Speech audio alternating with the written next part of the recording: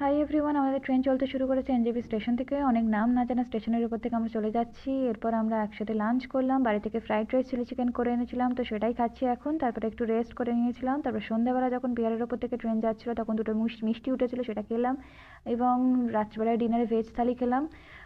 রাত্রিবেলা তারপর শুয়ে পড়েছিলাম এবং ভোরবেলা উঠে গরম গরম চা খেয়ে নিয়েছিলাম দুজনে মিলে। তারপর একটা ডবল ডেকার ট্রেন থেকে আমরা খুব এক্সাইটেড হয়ে পড়েছিলাম, তো সেটার ভিডিও করে নিয়েছিলাম। এবং লাস্টে অবশেষে 21 ঘন্টার জার্নির পরে আমরা পৌঁছে গেলাম নিউ দিল্লি। একসাথে অনেক অনেক ঘুরবো। Let's hope for the best.